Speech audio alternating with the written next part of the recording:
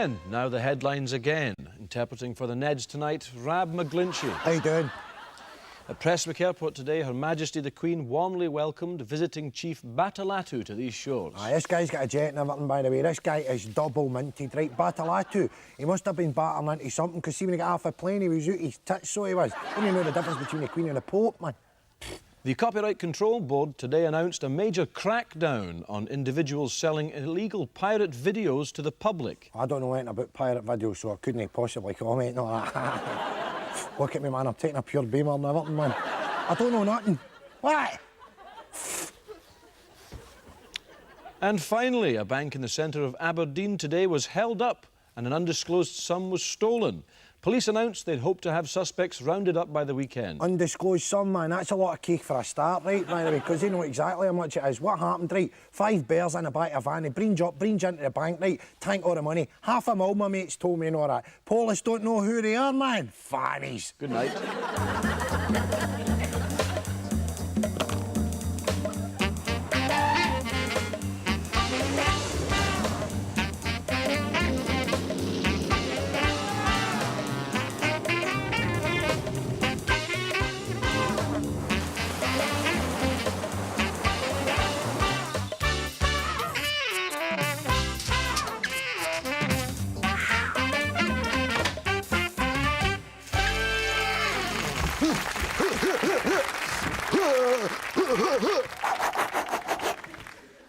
What we doing?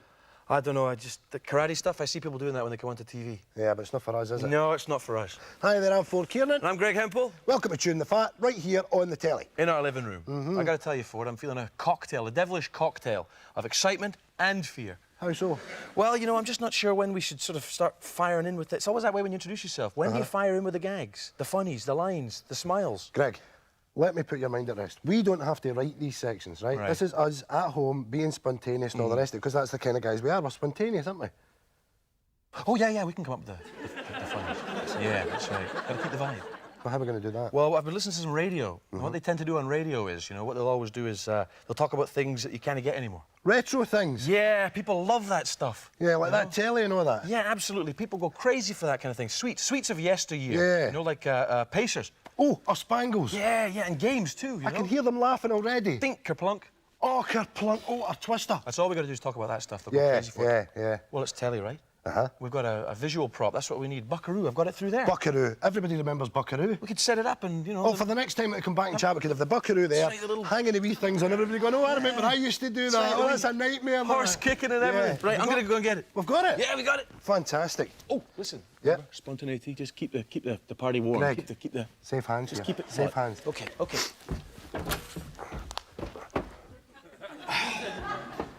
I can't find the buckaroo. It's in the cupboard. I know, but I'm in the cupboard. I'm in the cupboard, but I can't find it. I'll come and help. Who's next? Oh, here he comes. Is the guy Scottish? I think so, yeah. Hi, your name is? Ronald Villiers. OK, and you're with? I'm just here myself. No, what agency are you with? Oh, right, would they come and pump? OK, this is Rick. Hello there, Rick, how are you? Rick produced Next Generation, Deep Space Nine, and Voyager. Oh, that's lovely. That must keep you right busy and all that. Yeah, it's very, very busy.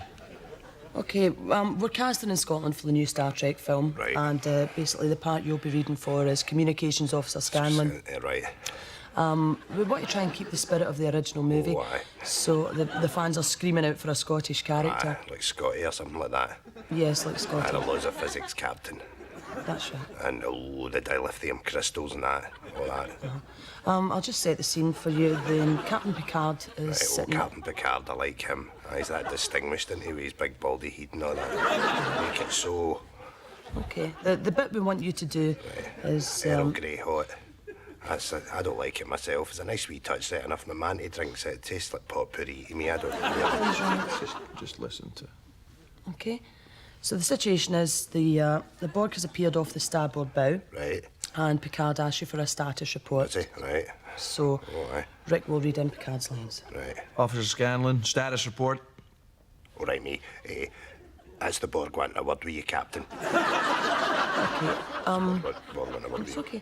We don't have a script for this, Ronald, so basically, because it's been kept under wraps, it's a big we want you secret. to just... Everybody We want you to just improvise. Right. Say something like, for instance, the Borg are hailing us on all frequencies. Captain Picard. Yeah, something Officer like that. Scanlon, status report. That's the Borg on the phone for you, Cap. Okay, hold it there. Deep space, no phones. The 24th century. That's right, there's no any. You never see them on the phone. Right. Officer Scanlon, status report. That's the Borg on the big screen for you, Captain. They never phoned or nothing. They just appeared. A word. Just close the door on your way out. Well, live a long time and prosper then. Engage. Can they Chewbacca? Oh! Who is he with? Would you come and pump? Make a note of that. Right, William, this is Stephen. It's his first day here at the school, and it's your job to show him about the classroom. Make sure he gets to know everybody, OK? Yes, miss. Right. Right. Wank, wank. Good guy. Wank. Good guy, good guy. Wank. Wank. Good guy. Wank.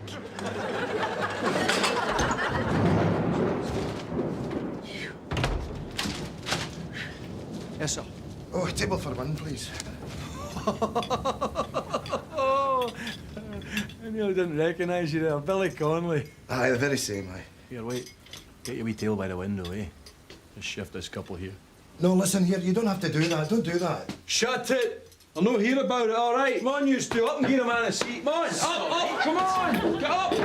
Shift it there! Listen, I'm really very sorry about that. I'm sorry. Do you know who this is? It's the big un. It's BC. It's Billy Connolly. The hell are you two gawking at, eh? He's doing there. Give a man a bit of privacy there. Menu for Mr. Connolly, please! No, listen, I don't need one. I'm only wanting a plate of soup, all right? Just a wee plate of soup, eh? Just a wee plate of soup, like your ma used to make down Anderson way. Aye, whatever, aye. You want a drink? No, I'll just have a cup of coffee, thanks. Come on, take a drink. Drink in the house for Billy, eh? The big un, eh? Caliber. Aye. That's the one you did the adverts for, eh? Bit Castlemaine. Pint of Castlemaine and draft through there. Aye, man. We pint of Castlemaine for a man with a big castle, eh? Just a coffee. You'd up the drink, didn't you? Any drink anymore. Clean living big un. Doesn't touch a drop. Here's your booze patter, Billy. Not a new, eh? Come on. Say jobby, eh? Go to say jobby, Billy. Look, turn it in, eh? Come on, say jobby, jobby, jobby. Say brilliant big un. Say brilliant jobby. Look, wait a minute here. Ricky, away and take your break. Yeah, I'm just shooting the breeze with a big man. I'll not tell you again, Ricky. On you go, break time. Go on. Awfully sorry about that, Mr. Connolly. I'll not be bothering you again. There. Aye, that's all right, no There's bother. your soup there. That's great, thanks a Okay. lot. And I'll take that jacket. All right. Right, okay. There you are. Thank you. What's soaking? Oh, here. Aye, well, it's pelting it there, you know. Well, should have wore your wellies, eh? Because if it wasn't for your wellies, where would you be? You'd be in the hospital and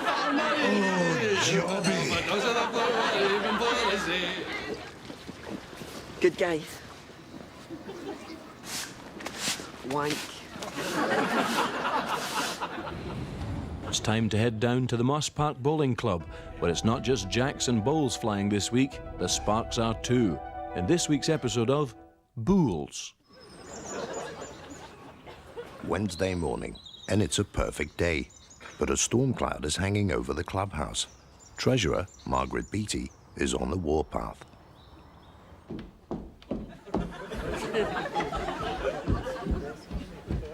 Here, Sammy, you've not even finished the toilets yet.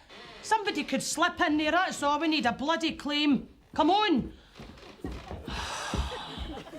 I'm awfully uptight today.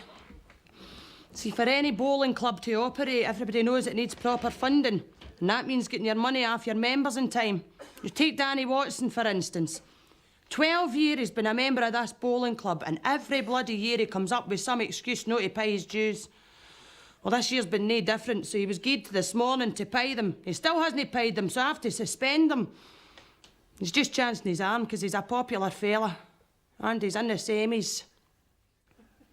With Danny Watson in the semi-final of the regional playoffs, the club hold an emergency general meeting to vote on his expulsion. Danny paces nervously in the corridor of the clubhouse, yet the bowler remains in good spirits. Oh, I'm in good spirits. I had a big electric bill there, you know, that held me back for paying my dues and whatnot, but can't he bag me, but, you know, I'm well liked. I get on with everybody, you know. Besides, you know, I'm in the semis. Gave him the bullet. Aye, out in his arse. Bampot owes me a 10 spot. Sin die him. He's an arsehole, really. Right, unanimous. He's humped. Go and bring him in. You see his face, it won't be too hard. Good people, that. Come in, Danny. Oh, right you are, Mags. How are you, darling? All right. Hey, Sam.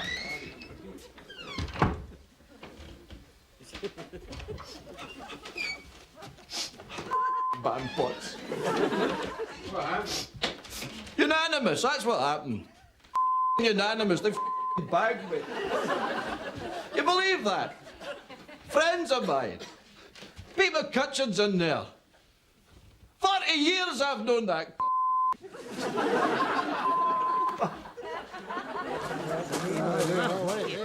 It's the day of the semi-final. Pete McCutcheon, a defeated quarter-finalist, is brought in to replace Danny. Well, I don't feel awkward, you know, because, well, Danny and I are good pals, you know. It's unfortunate, but that's the way it is, you know. I hope he's happy for me. What do you? Right. It's late in the game. Things are not going well for Moss Park Bowling Club, and Pete is losing badly. Suddenly, outside the grounds, drama unfolds. Away you go, you steady! Pete McCutcheon's a backstabbing bastard that couldn't bowl for toffee! Mr. Watson, please, we'll phone the police. You've taken away my one pleasure in life, you arsehole. You're an arsehole. I'm Jane and Finiston. It's £10 cheaper. I'll see you in the semi-final next year, McCutcheon, you backstabbing rat. Next week, Pete gets a new set of bowls. Is that right? Margaret becomes a grandmother That's for the great. 4th time, That proud. and the clubhouse mysteriously goes on fire. In pools.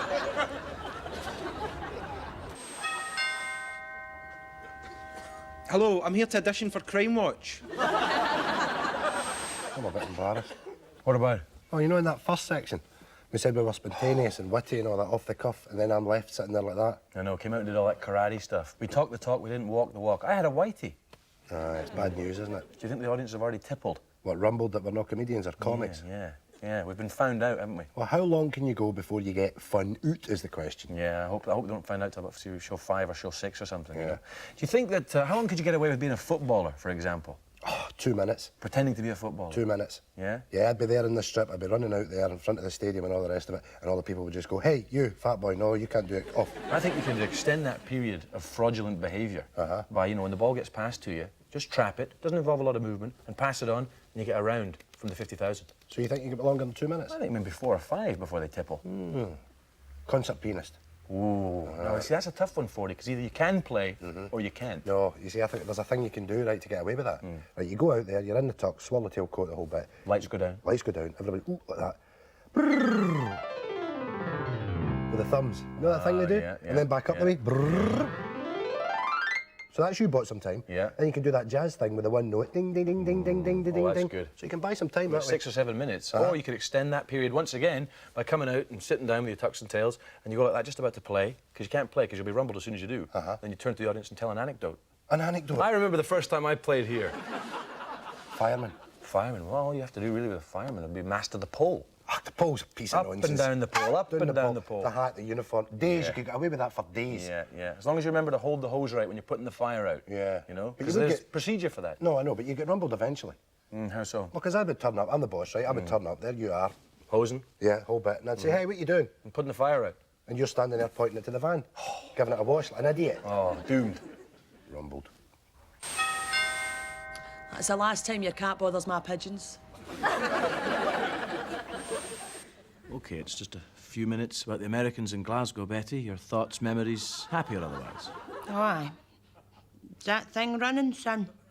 We running? Yes. Right. OK, Betty, it's 1943. The Americans have descended on Glasgow. How did they fit in? Oh, they fitted in very well. See, the only experience we had of the Americans was going to the pictures and seeing Humphrey Bogart and Jimmy Cagney and that. We were fascinated with them. Big, good-looking boys, so they were. But a lot of folk weren't happy with the Yanks being here, because your boys were away fighting. And there was us out at the dancing with them all the time. I mean, me and my pal Rose were never after them. Because they had money, you know, and they could buy you a drink and show you a good time. And anyway, what was I meant to be doing? I mean, my Charlie had been away for 3 years and I was absolutely ganting for it. Stop it, Betty. It's a tea time show, you know, fond recollections. Maybe not use that word. Yanks? Ganton. Oh, sorry, son, right, yeah. Right, off you go. Right, well, see, you couldn't get nylons. You had to draw a line up the back of your legs so they looked like nylons. But you could get nylons off the Yanks, and money. You could get money off them and all, money for things. Can you say that, Betty?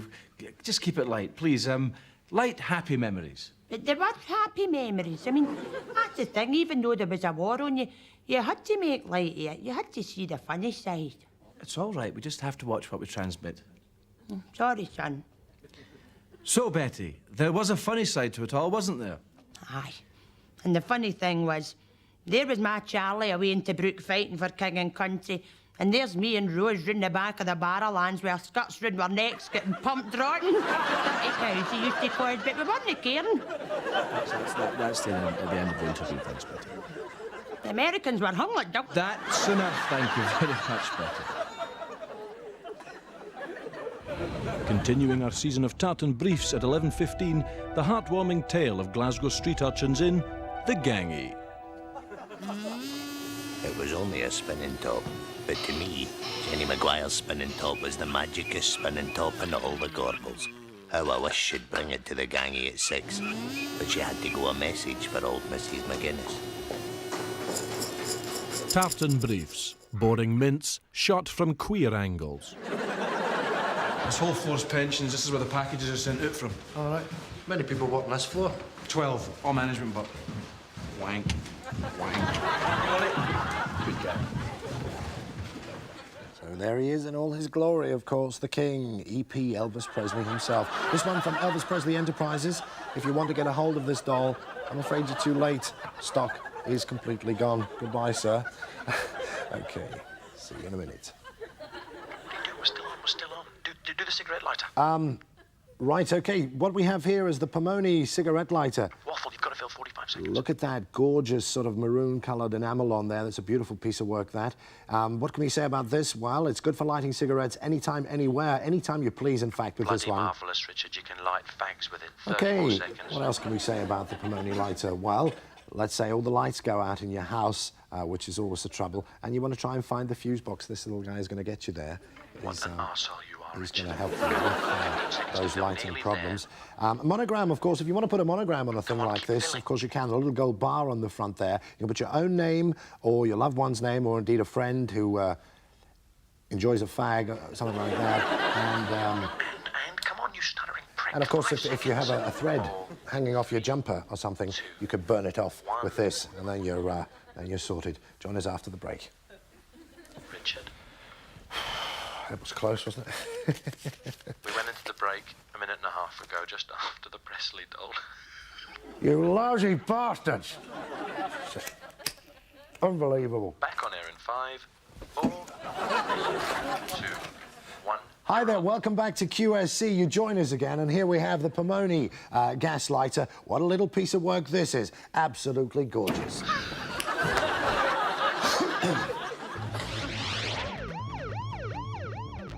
The exhilaration produced by speeds can become very addictive. This speed demon, for example, is pushing his vehicle to its limits, reaching speeds in excess of 18 miles per hour. He may call it great fun, but to the Highland Patrol, it's reckless endangerment. A £25 fine and 3 points on his licence soon brought this space cadet back to Earth. Well, that brings us to the end of our snooker semi-final coverage here at the Crucible Theatre. So now let's have a look back over the last couple of weeks at a few of the lighter moments that have made this tournament so entertaining.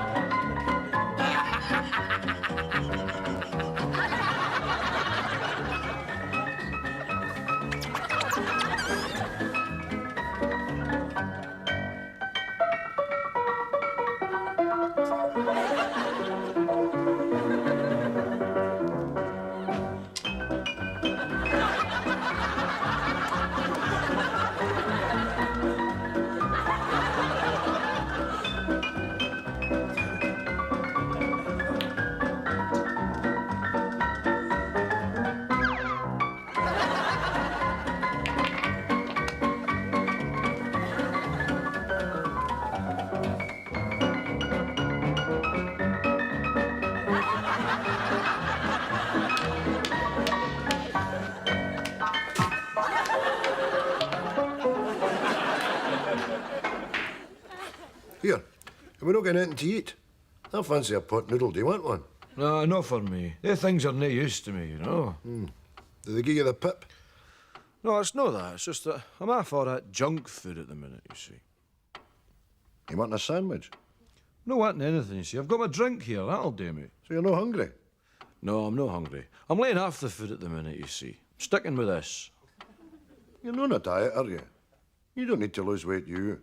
Why, I do, Jack. I've got this kite here, you know. I've got to get it trimmed down. You're just on the apple juice, eh? Is that an apple juice diet?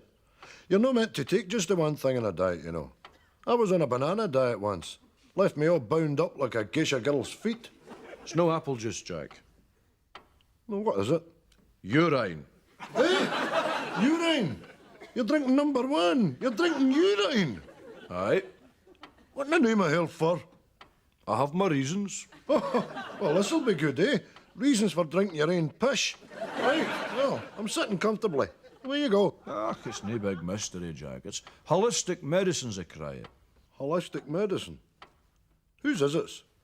It's mine. The bloody hell do you think I got it, eh? Eyes if he next door. So, ordering a cup of milk's one thing, Jack, but... You have to guzzle that every day? Aye, every day one tumbler. Rids the body of all the toxins, you see, you know. Does it now? That's supposed to be good for you. Well, you never know the minute, eh? Well, give us a sip. You've got to drink your own, Jack. I'm no needing. Anyway, I might not like it. No sense of me running in there and filling up one of your good tumblers and then me no finishing it. Just give us a drop of that. Well, here you are.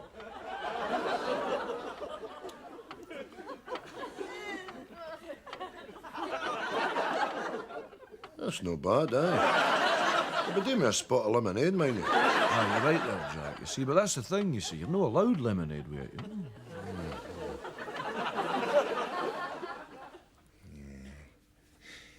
Wank, wank, good guy, wank, good guy, wank, wank.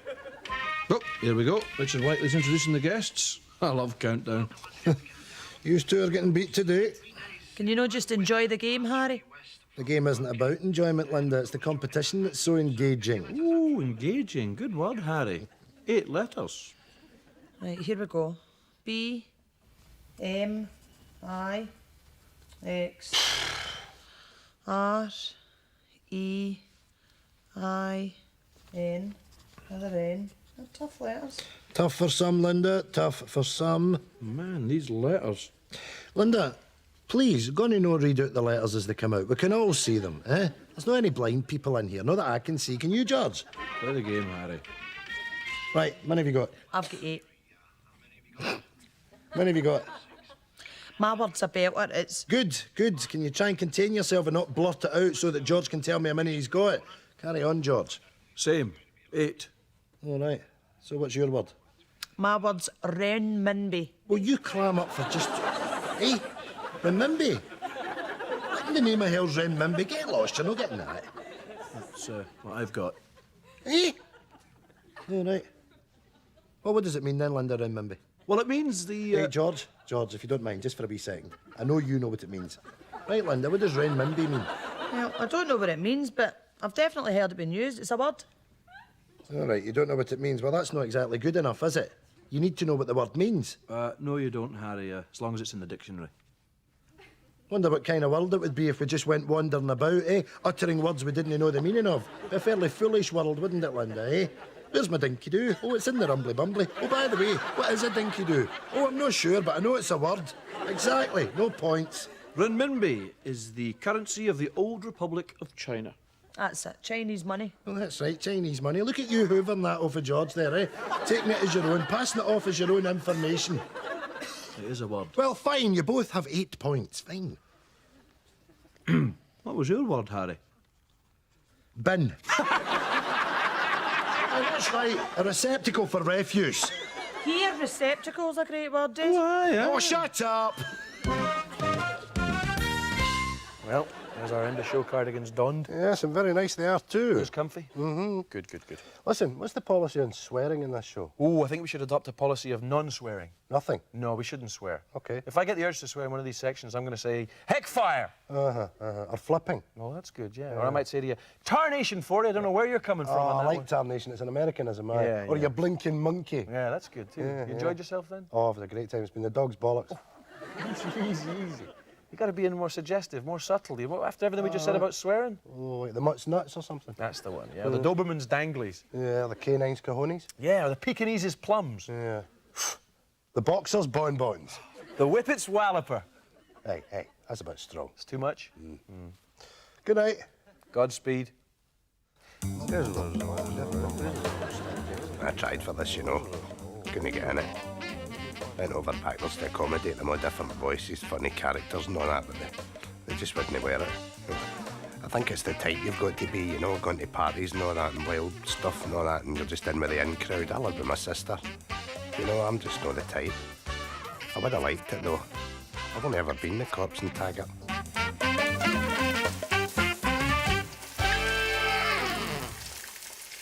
Time now for the weather forecast for Scotland, and tomorrow will be a very mild day everywhere. Apart from a couple of showers around the west coast, it will be dry across the whole country with very light winds.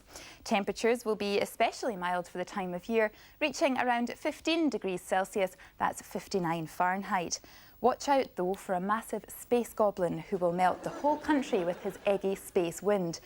The summary then, a mild day with chances of goblin. And that's the weather forecast.